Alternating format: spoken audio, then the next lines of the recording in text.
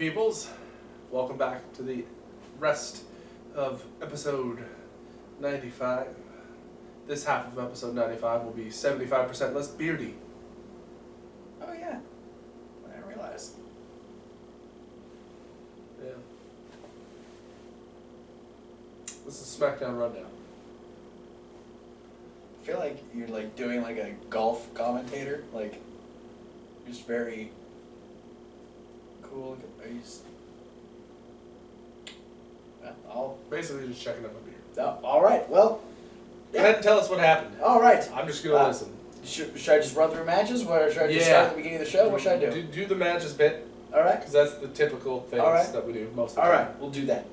We had the Vaudevillains debut and defeat the Lucha Dragons. Oh, weird. We had Natalya defeat Summer Rae. Ah, good. We had The Miz retain his Intercontinental title over Zack Ryder. Fuck The Miz. We had Apollo Crews defeat Curtis Axel. Go, Apollo Crews. We had Dean Ambrose defeat Tyler Breeze. Woo. And we had Cesaro and AJ Styles defeat Kevin Owens and Chris Jericho. That was cool. So we open up with Roman Reigns coming out. Putting over the fact that he is the champion, he's not the good guy, he's not the bad guy, he's just the guy. Not digging him. They can change cities, but they can't change minds. The one thing that he will do is he will beat AJ Styles, and AJ Styles comes out and goes, you know what, you had a hell of a WrestleMania. To which people went, boo again. But I had a hell of a Monday Night Raw because I beat 3 other superstars to become the #1 contender for that title. I've held a title before, but I've never held that title. Yeah. And I plan on winning that title, and Roman Reigns is like, psh, yeah, right. To which people went, boo, a third time. This is the perfect spot for Roman Reigns, I feel like. Because he doesn't have to be a straight-up heel. He just kind of does his thing. He says a few things, and now it's like he can be champion, and people don't hate it because they just want AJ Styles to beat his ass and win the title. It's like, I don't know. Obviously, people don't want him to be champion, but now it doesn't feel like he's being forced into anything. I don't know what it is, but I don't like it. Well, you're one of those people. I do not like ambivalent Roman Reigns. It's better than overly face Roman Reigns. In my opinion, at least. That'll more than likely be the main event of Payback, not Extreme Rules. I thought it was Extreme Rules. That'll be next month, the following month, like June. The next PPV. Yeah. / network special. Then we had the Vaudevillains debut against the Lucha Dragons. This was a match we'd seen before because this was a feud that happened in NXT. It did. Still a good match. Yeah, not bad. Good to see the Vaudevillains playing good heels up on the main roster. It was a good team to start them off against. And, you automatically get the good chemistry. I mean, you've seen the match again and again, but they still keep it entertaining. The Vaudevillains picking up the win after Sin Cara had been taken out. I don't remember exactly what took Sin Cara out, but he was down on the outside.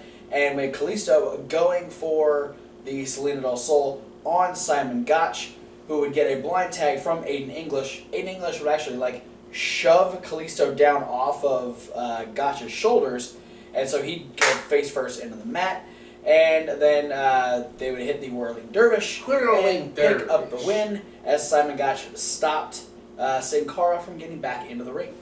So, Vaudevillains. I'll be really interested to see what the crowd reaction is like on Monday Night Raw when they come out. Yeah. Because it's really hard to gauge debuts on SmackDown because they have all the in-post edits they get to do. It'll be interesting to see what kind of reaction they get. Yeah, because I feel like a lot of the live crowd. Yeah. I feel like a lot of the noise that was done in that match was piped in post. Yeah, I don't know. Yeah, it'll definitely be interesting to see. What a live reaction to the Vaudevillains is, and whether or not they're garnering heat really well, or if they're getting the automatic hey, we like NXT guys. Yeah. So. Which is a very big possibility because NXT is so fucking popular. Exactly. So fucking popular. We're going to NXT live. Yes, we are. And if you're in the Portland area, tickets go on sale this Saturday. Yeah, buy them, because we already bought ours. Yeah, we Pre-sale, bought bitches. Pre-sale. Suck it. What was I going to say about the Vaudevillains? I was thinking NXT. Being from NXT is like, I think it's going to be great when all these teams from NXT get to come up onto the main roster and beat the Ascension. That's when the Ascension unbeatable team of NXT. This is when the Ascension will finally get a chance to actually do some shit, because they'll be like, we've beat all these people before. They'll run through all of the NXT teams and eventually become a decent tag team. Maybe. Probably not. But we move on to summer. Speaking of jobbers. Your enthusiasm for that idea just trickled down fell so real quickly. fast. Speaking of jobbers, the jobber of the women's division is Summer Rae, as she'd be taking on Natalya, while the women's champion Charlotte and Ric Flair are at ringside. Natalya does make pretty quick work of Summer Rae, blocking a boot, doing the double leg takedown, and putting Summer Rae into the sharpshooter. They made a little bit of a face-off between Natalya and Charlotte on the outside. Natalya actually punking Charlotte out A little bit. because Charlotte getting cocky, holding up the title and everything, and as soon as Natalya gets even close to Charlotte, her and Rick are like, nope, we're done, we're out of here, take it off, and so Natty's got the edge as far as the intimidation factor going into this feud. Natty's got a good move. Yes. With the sharpshooter. Yes, she does. Especially for this era of the Divas roster, because there's a lot of long-legged divas currently. Especially, including Charlotte. Right off the top of the head, thinking Charlotte, Summer Rae, and Alicia Fox. Yep. It's a lot of leg to be shooting the sharp around. Indeed. Then we move on to our title rematch. The Miz, unfortunately, capturing the Intercontinental title on Monday Night Raw. He would have Maryse in his corner for this particular match. Yeah, she has not lost a step. This was a really good match. You don't lose a step in hot. You could lose, some hot, but she didn't lose any hot. She might be a little hotter, actually. Yeah. Well, specifically because she's not wrestling. But she is married to The Miz. Everything, by comparison to The Miz, is hot. Oh, okay. That's why she's hotter. It's like, we're comparing her to that. Okay, definitely. Yeah. Definitely hotter. No, this was a really good match. If Tyler Breeze would name him, Miz would be Emperor Ugo. Emperor Ugo. This fucking skinned droid jacket. It's a weird fucking... I think it looks like he's wearing a bunch of batteries, giant batteries. Oh, we can electrocute The Miz really easily. Anyway, him and Zack Ryder did have a really good title match, though. I hate to get to say that Miz's match was match of the night. I know, right? Him and Zack Ryder put in some fucking work in this match. Yeah, it's the thing. It's like Zack Ryder's two biggest friends in WWE are Dolph Ziggler and The Miz. Yes. So it's like whenever you get any of those three guys together, they always try and bring out the best in each other because they're buddies, and it works out really well. You see it a lot with Miz and Ziggler. They pair Miz and Ziggler off together a lot. But now that Zack's got a little prominence due to his WrestleMania win, I feel like we're going to see some Zack Ryder and Miz. I hope so. Zack Ryder, Dolph Ziggler. And there is a good chance that we could see this continue into something, maybe another title match at Payback, because Maryse on a pole dancing match.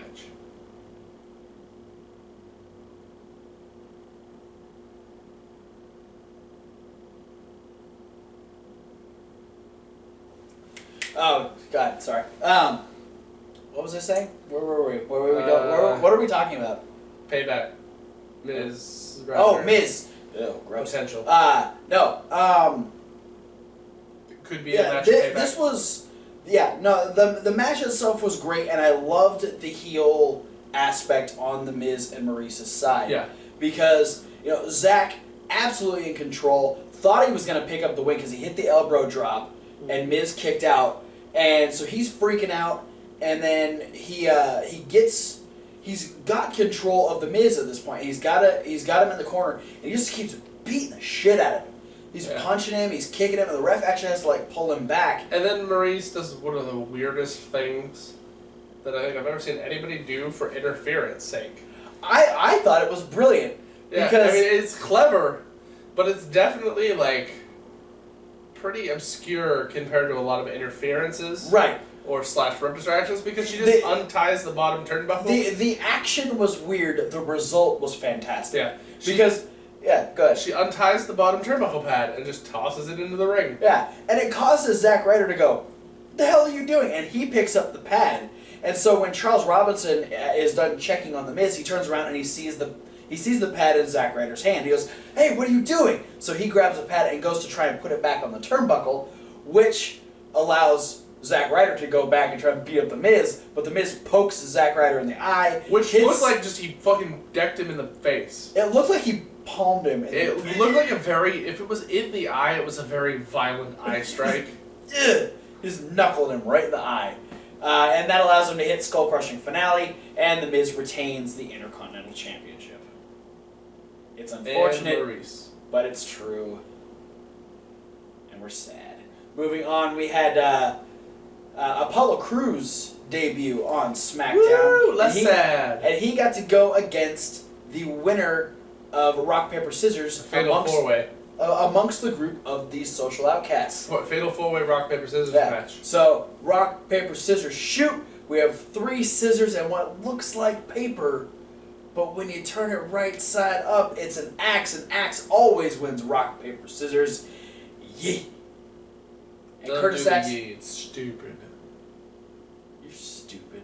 Your stupid nicknames.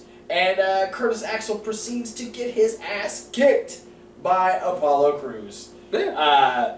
Lots of interference from the social outcasts, which... Adam Rose taking a gnarly clothesline bump off the apron. Yes. It was not a good day for Adam Rose. Almost akin to Paul London being eliminated from the Royal Rumble by Snitsky.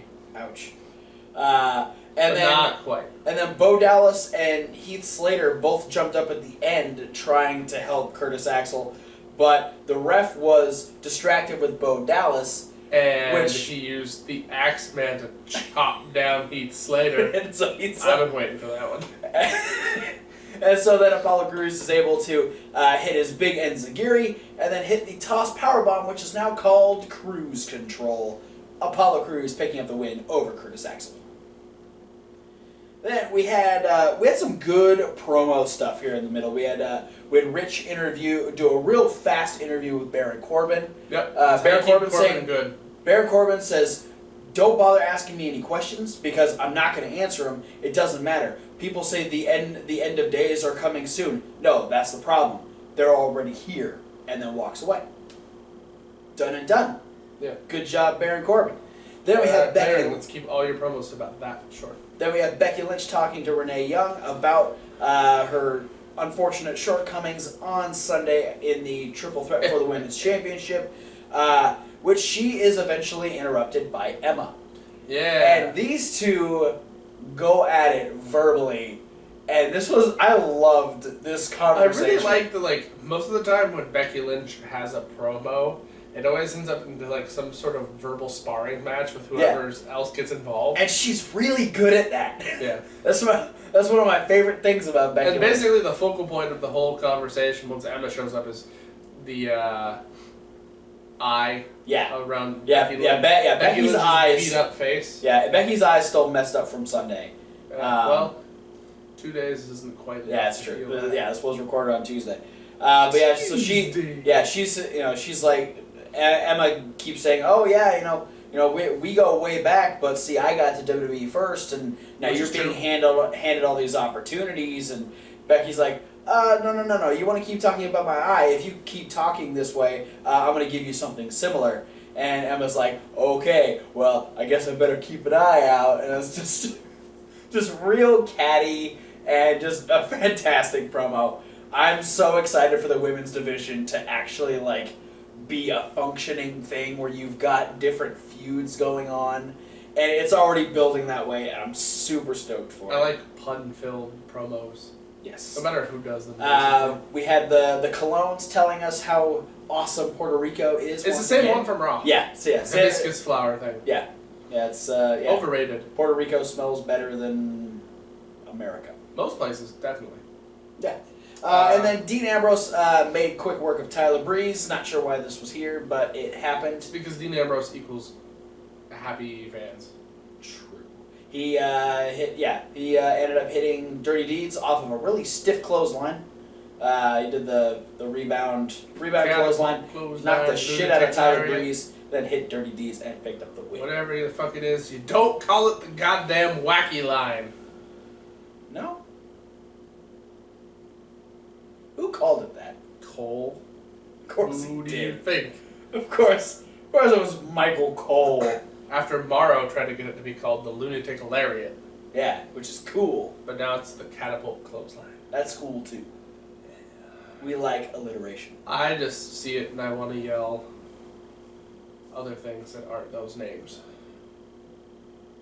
Like what things do you want to yell? Does the clothesline make you mad? No. I'll talk about it on Indie News. Fair enough. Right now we go. I'll say Nigel. I want to yell Nigel. Oh, okay. Yeah. It's Nigel McGuinness. It's a Nigel McGuinness thing, yeah. So then we go to our main event, which is a tag team match. It's not guaranteed that Nigel McGuinness will show up on Ring of Honor. Oh. He usually commentates the main events, especially this main event because it's going to be the fight without honor, Dalton Castle versus Silas Young. But that's for Indie News. So we go to our main event, which is the 4 guys that were involved in the number 1 contenders match on Monday Night Raw. AJ Styles and Cesaro taking on Chris Jericho and Kevin Owens. Cesaro Chris Jericho and Kevin Owens are a hilarious tag team. Jericho was so More mad. like Kevin Owens is a hilarious Chris Jericho partner. Yes. Chris Jericho, I don't remember, it was something to do with Cesaro. He was just so mad that he goes out and he rips the top of the commentator's table off. And he's just going around and like Kevin Owens is like trying to calm him down. And then he goes over and he like moves the stairs. Like he's trying to like knock the top half of the stairs off. But it doesn't work. It doesn't work and then Owens walks over and like does it for him. And then he's like, Chris, look, I did it. It's so funny. And we just like throughout the match, every time Jericho's trying to get to tag, and you hear Kevin Owens going, Chris. Well, I thought it was funny because Jericho had Cesaro in like a headlock, and he was like trying to choke him out, and then Owens for some reason kept yelling his name over and over and over again. And then we had a spot where Cesaro was trying to go for a hot tag on AJ, and as he's going for the hot tag, Jericho runs at him, so he tosses Jericho out. But when he goes to try and tag AJ, Jericho actually pulls AJ off. And Cesaro does the dramatic leap. Yeah, and so it's a big dramatic no tag, and then Jericho gets in perfectly fine, walking around, and then he sees that Owens wants to tag, and so Jericho from the middle of the ring just dives and tags in Kevin Owens. But then immediately goes for a cannonball and misses. Yeah, it was to no avail. Cesaro was like, fuck that shit. And then AJ does get the hot tag. Yeah, AJ does in fact get the hot tag. Win. Yes. It was so we had Cesaro take out Jericho on the outside with a big old running European uppercut right into the timekeeper's area, which left Styles and Owens in the ring.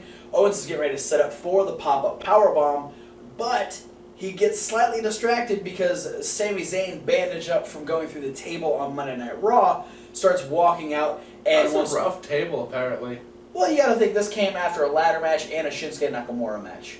Still. That table took a lot out of Sami. That's just... And Thomas talked about it on Monday. He wasn't medically cleared to do anything after the Shinsuke Nakamura match. He just decided he was going to show up at WrestleMania anyway and do the ladder match. I don't know how much I buy that, but Well, 50 cents maybe. Makes sense to me. But this would allow 50 of them. AJ to get a roll up onto Kevin Owens. AJ and Cesaro picking up the win. Huzzah! And we go off the air with Kevin Owens and Sami Zayn beating the shit out of each other. Sami can't even use his left arm. He's just punching Kevin Owens in the head. And then Kevin Owens ends up shoving him into the stairs. Which I really like the fact that Zayn was really going hard on selling the injury. He sells so well. Because it's like so many people would come out and start swinging with both arms, even though one of them is taped up. Yeah, and he did it for a second, and then he realized what he was doing, but he never lifted it very high. Yeah. And then he just went straight to just jabbing with his right hand, which was great. He ends up getting shoved into the stairs, and we had Billy Kidman, we had IRS, we had Jamie Noble, we had referees and other suits. Ninja, what you doing in the Hall of Fame? Nitty was at the Hall of Fame. Just trying to pull them apart. So I love the fact that SmackDown actually correlated with Raw. Yeah. It was awesome. We're actually starting to get like cohesion between the two shows, which is fantastic. And now I feel like there was enough stuff that happened here on SmackDown that stuff can happen on Raw. But that's it for SmackDown. Thanks for watching. Thank you so much. You should like, comment, and subscribe. All three of those things, really. You should like the video because that means that you like us, and that's awesome. And we like you. That's why we do videos. And if you like us, you should subscribe because then you'll always know when our videos go up. Yeah, which is like 4 days a week at minimum. Yeah. And if you liked this video and you liked SmackDown, you should comment what your favorite part of SmackDown was. Yeah. Was it the Becky Lynch promo? Could have been. It was a great promo. Dean Ambrose squashing Tyler Breeze? Probably not. No one really likes watching Tyler Breeze get squashed. Was it this? Us? Our outro. Our review. Was our review your favorite part of SmackDown? Let us know in the Probably comments. not. Also, check out all the links down in the description because those will also lead you to videos, other types of stuff. We post all kinds of stuff on the Facebook, the Instagram. We got weekly pictures. Do we? Yeah, Do we really? Like yesterday's Throwback Thursday pick by this guy was talking about Shawn Michaels breaking up with Marty Jannetty. Oh, and throwing his face through a window. Window face. So sad. Someone call Marty Jannetty if I ever meet him. Sup, window face. Also, check out that playlist because that's got all the videos that we've done this week, including a WrestleMania review, a Raw review, a midweek wrap-up, and coming up next we will have indie news. Yeah, we're going to have all those in the playlist, and just to give you a heads up, we're going to have one more thing in the near future. Yeah. That's a second YouTube page. Yes. We are opening another channel. We've been shooting other content. And we want to know what types of videos you guys would want to see. Yeah, we're bringing back Fantasy Warfare under a whole new setup, a whole new set of rules. Yeah, new basically, format. The rules can change week by week depending on who's in charge. Ultimately, it's a debate style. And we're all going to have our own. We're all going to have our own separate videos and collaborations. I assume you're going to see more guest appearances. We've had a couple. Yeah. Cody Fox and Tony Toxin have made appearances on the show. Expect to see them back at some point. Definitely. More behind the scenes things, maybe. I don't know. And it's going to correlate with also the launch of a website. Yes. So you can expect all of this to show up right around the time that we put out episode 100 of the Wrestling Rundown. Seems like a fitting time to do something new. Yeah, we're coming up on 2 years. Might as well start putting out some new content. So let us know what you want. Let us know what you're interested in seeing. And check out all those videos. Click all those links. And thank you for watching this video. We'll see you at whatever video you decide to watch next. Yeah, speaking of trying new things. Yeah. Fuck The Miz. Huh. Alright. Ruined the best thing to come out of WrestleMania. Fuck Maurice. Please?